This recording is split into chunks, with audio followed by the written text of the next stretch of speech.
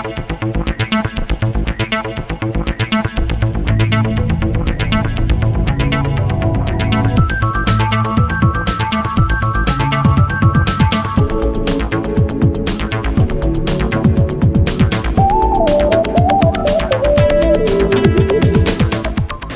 meus amigos, estamos aqui mais uma vez para tomarmos um café.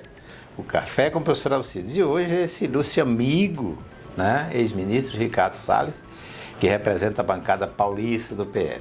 Ricardo, é um prazer muito grande recebê-lo aqui. Vamos agora trabalhar aqui com você, lhe fazer algumas perguntinhas. E aqui é um programa bem light. Você fica à vontade, responda aquilo que você achar conveniente. O que você achar que não é conveniente, fique à vontade também. Ricardo, aqui no Salles Paulista, vai completar em junho 48 anos, é um advogado, administrador e deputado federal do Partido Liberal. Foi ministro e secretário de São Paulo, do Meio Ambiente do Brasil. Colega deputado, fale um pouco da sua história e carreira para nossos seguidores conhecer a fundo a sua trajetória. Meu caro amigo, colega, professor Alcides, prazer estar aqui com você, que representa os goianos tão bem aqui no parlamento. Eu comecei a participar de política em 2006, quando, junto a alguns amigos, nós fundamos o Movimento em Direita Brasil. Fui candidato a deputado federal na época, 17 anos atrás, com o slogan Por uma Nova Direita. Imagina, o Lula estava sendo eleito, ou reeleito, presidente, com 80% de aprovação à época, e nós fincamos a bandeira da direita. Não fui eleito, fui candidato à época pelo PFL, tive cerca de 10 mil votos. Depois fui candidato novamente em 2010 a deputado estadual, foi o ano que o Lula elegeu a Dilma, e nós fizemos uma campanha à época muito interessante, que era Chega de PT. E de novo, uma campanha polêmica, né? Enfim, a turma na época não estava muito acostumada com essas discussões direita, conservador, liberal. Depois eu fui secretário particular do governador do estado de São Paulo, que era o Geraldo Alckmin, foi meu primeiro chefe. Eu fui secretário de 2013 a 2014, 2 anos. E fui secretário de Meio Ambiente do estado de São Paulo. Candidato a deputado federal em 2018 pelo Partido Novo, fiquei na primeira suplência por São Paulo, mas tive a grande alegria, felicidade de ser convidado pelo presidente Bolsonaro para ser ministro de Meio Ambiente. Fui um dos ministros do primeiro time, aquele escolhido pelo Bolsonaro para tomar posse em 1º de janeiro de 2019.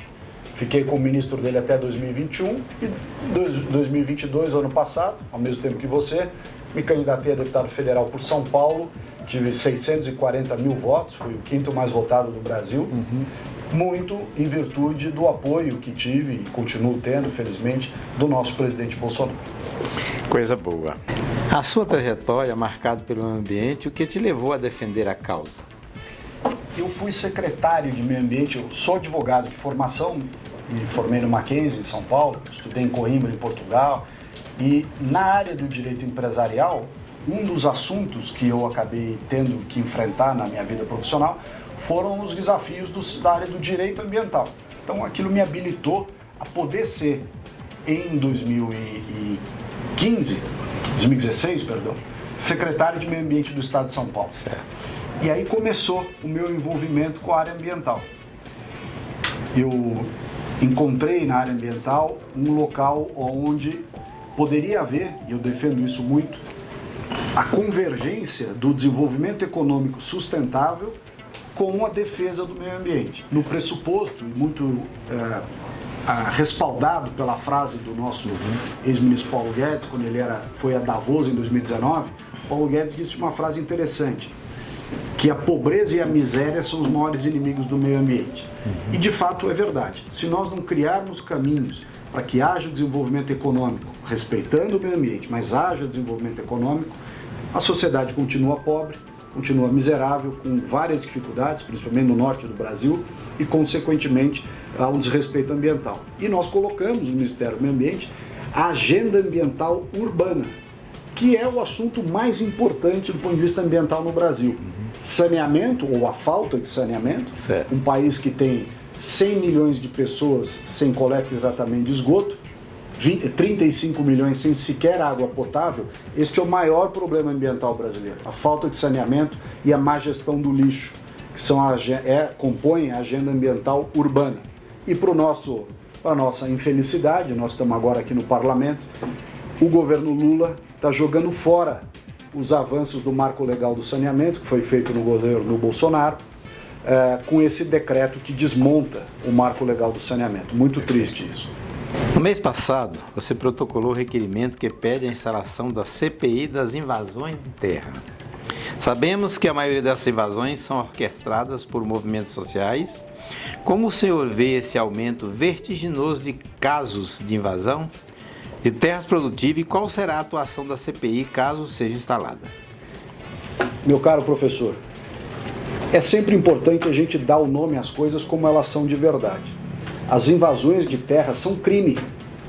Eles tentam revestir as invasões de movimento social, de luta pela terra, de uma pauta aparentemente justa, mas no fundo é crime. O Brasil tem o direito de propriedade, ele assegura uma série de garantias, tanto no campo quanto nas cidades.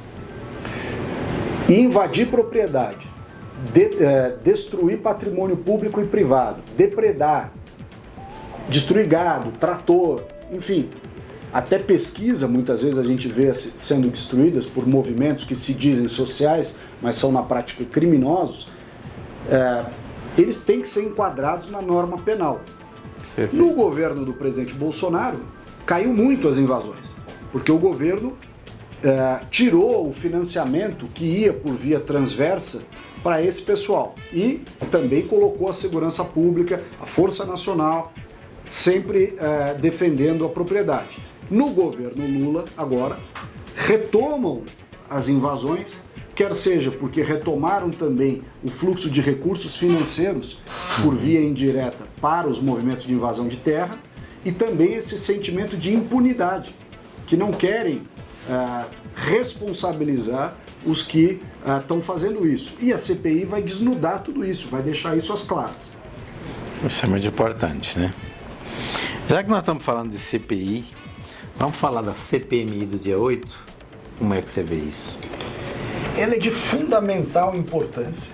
E você vê que ela é tão importante que o governo federal está fazendo tudo o que pode, pelos mais absurdos meios, para tirar assinaturas de deputados e senadores do requerimento da CPMI do dia 8 de janeiro.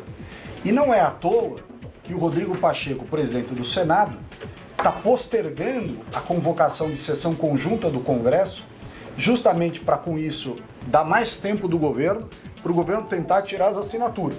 Ora, a própria frase do Lula, antes dele ser presidente, lá atrás, há um vídeo gravado que circula na internet em que o próprio Lula diz: governo não tem que temer CPMI, quem não deve não teme. Ora, por que o governo, então, está fazendo de tudo para não haver a CPMI do 8 de janeiro?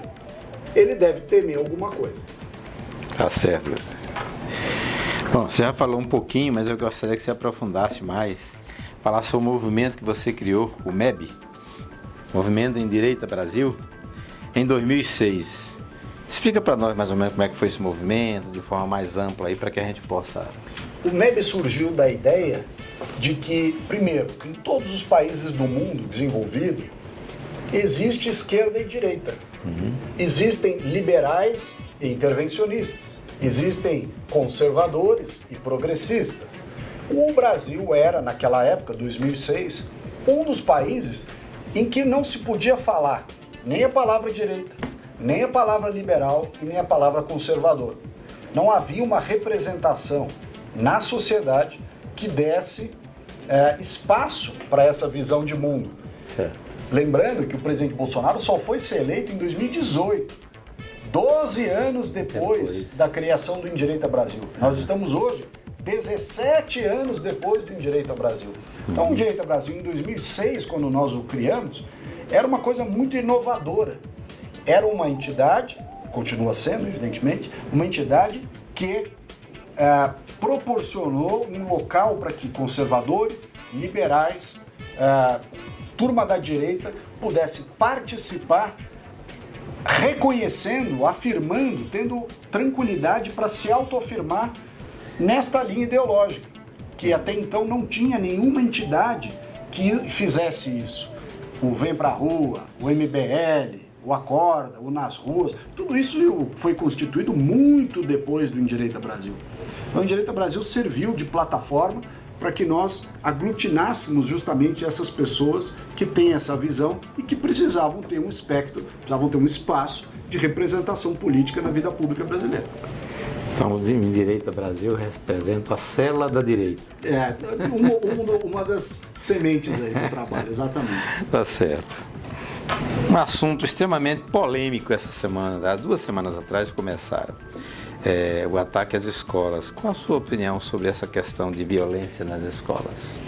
Eu acho que nós estamos vivendo uma crise moral na sociedade, no mundo, e que infelizmente contaminou o nosso país.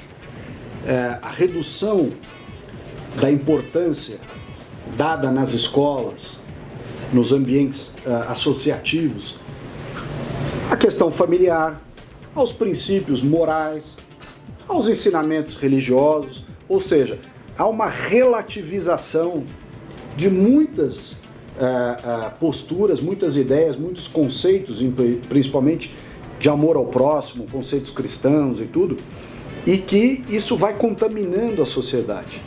Os jovens, principalmente, vão ficando sem um norte, essa relativização de conceitos comportamentais, morais, éticos, religiosos, ela atinge a capacidade das famílias em tomar conta dos seus entes queridos, sobretudo as crianças. Porque ficou no Brasil hoje um sentimento de que é proibido proibir, é proibido punir, é proibido educar. Quer dizer, virou uma bagunça, né? Essa desordem institucionalizada cria uma ansiedade muito grande nesses jovens, uma falta de norte, né? Uma falta de parâmetros, uma espécie de padrões a serem seguidos, ou pelo menos você tem um parâmetro, né? Inclusive familiar. Isso gera na garotada esse desequilíbrio. Por outro lado, também é preciso ter a constatação de que a sociedade tem que estar apta a reagir. Se você tivesse nesses ambientes pessoas prontas para reagir, o dano, você pode até não controlar o início do dano, porque não tem como revistar todo mundo, né, controlar todo mundo, pôr um policial em cada escola. Mas você imagina que se houvesse, vou pegar o exemplo, esse monstro que causou a morte de 4 crianças em Blumenau, em Santa Catarina. Se houvesse um professor naquela escola armado, no primeiro ato ele teria matado o agressor, ou neutralizado pelo menos. Teria reduzido em muito o dano que ele fez. Mas infelizmente não tinha ninguém naquela escola pronto para reagir na mesma força, na mesma proporção do agressor. Então ele só foi contido lá quando ele já tinha avançado muito na agressão. Perfeito. Bom, nós temos muitas pautas importantes. E uma delas é o arcabouço fiscal. Como é que você analisa esse arcabouço fiscal do presidente Lula? Eu nunca imaginei na minha vida que eu fosse ficar feliz por alguma coisa que o Haddad fizesse. O problema é que o governo do PT está tão sem norte, tão sem coordenação, está tão perdido, sem projeto, que o mínimo de bom senso trazido pelo Haddad, e que está muito longe de ser algo positivo, traz um certo alento. Você vê a posição da presidente do PT, a deputada Gleisi Hoffmann, do presidente do BNDES, do Mercadante e de outros mais radicais aí, você fala, bom, ainda bem que essa turma está sendo freada pela ideia do Haddad. Agora, isso transforma a ideia do Haddad em algo positivo? Não acredito. É menos ruim do que os outros querem, mas não é positivo. Por que eu acho que não é positivo? Porque embora ele valorize o equilíbrio fiscal, que é algo importante, nesse aspecto há que se elogiar, ele enxerga o equilíbrio fiscal na ótica errada. Ele quer aumentar a arrecadação ao invés de controlar a despesa. Em vez de reduzir o déficit pela ótica da redução da despesa, da eficiência do gasto público, do controle de uma série de verbas que são desperdiçadas ao longo do processo administrativo, ele quer simplesmente fazer o equilíbrio pelo aumento de receita, pelo aumento da arrecadação, aumento de impostos. O Brasil não aguenta mais aumento de impostos. Nós já somos um país que paga muito imposto, inclusive de maneira equivocada, desestruturada e que atrapalha a nossa competitividade. Então, se há algo positivo é o reconhecimento da importância do equilíbrio fiscal, por outro lado, o caminho escolhido pelo arcabouço para fazer isso me parece equivocado. Perfeito. Uma outra pauta polêmica que nós temos aí, já estamos discutindo ela, é a reforma tributária. O que é a sua ideia? O que você tem em mente? Olha, dentre as propostas, professor, que nós vemos aqui no Congresso, submetida à nossa apreciação, a PEC 45 e a 110, que unifica impostos federais, estaduais, municipais, cria um sistema de IVA, cria um ente que vai receber todo o recurso depois de distribuir. Eu acho que essa proposta é complexa, é difícil de ser entendida por todos os setores, vai onerar um setor ou outro, e ela ainda por cima representa uma não simplificação. Há uma outra proposta, defendida pelo nosso colega do Senado, o senador Oriovisto Guimarães, que é a PEC 46. O que ela propõe? Que você unifique as legislações de ISS, legislações municipais. Nós temos cerca de 5.600 municípios no Brasil, com 5.600 legislações de ISS. O que ela propõe? A unificação dos ISS num único regramento. Facilitaria muito. E aí uma distribuição entre tomador e prestador, uma espécie de encontro de contas, uma câmara de compensação. O privado, o contribuinte, terá uma vida muito mais fácil. Da mesma forma, com a mesma ótica, o ICMS. Nós temos 27 legislações diferentes de ICMS no Brasil. Um prestador de serviço no ISS ou alguém que comercialize produtos interestaduais no Brasil hoje, ele não sabe naquilo que ele vai ter crédito, não vai ter crédito, como ele trata determinada tributação, se ele vai ser glosado, se ele não vai, se ele vender do estado de Goiás para o estado de São Paulo, que comportamento ele vai ter, se ele vai ter o crédito de volta, se não vai ter. Ou seja, é um inferno para o setor produtivo do Brasil. Então também no ICMS, a unificação desses impostos, dessas legislações estaduais do ICMS, representa um grande avanço. É perfeito? Não. Mas é muito mais factível, muito mais lógico e muito mais crível do que uma mudança tão radical quanto a PEC 45 e a 110. Eu tendo a preferir o modelo da PEC 46, que unifica ISS, unifica ICMS e unifica os federais, mas sem misturar níveis federativos diferentes. Perfeito, perfeito. Bom, e agora eu quero lhe fazer uma pergunta muito pessoal, né? O nosso presidente, no dia que chegou, já disse, já deu o sinal, né? É melhor nós ficarmos com o Ricardo Salles em São Paulo. Como é que está a sua disposição, a sua determinação rumo à Prefeitura de São Paulo? Olha, primeiro eu te dizer que eu fiquei muito contente por esse voto de confiança do presidente Bolsonaro em dizer que eu tenho todas as credenciais e sou o mais indicado para concorrer à Prefeitura lá em São Paulo.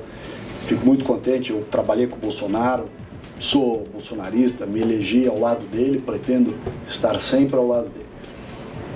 Eu fui do Executivo diversas vezes, como nós citamos aqui. Certo. 2 vezes secretário em São Paulo, ministro de Meio Ambiente do Brasil e deputado federal, o 4º mais votado do Estado. Então, eu entendo que reúno as condições, de fato, para concorrer com bastante competitividade em São Paulo, principalmente contra o Boulos, nosso colega aqui na Câmara dos Deputados, e que representa, o Boulos representa tudo que eu discordo na minha vida.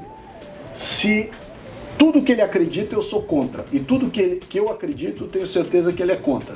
Então, este é o cenário perfeito para você ter o contraponto político. Perfeito.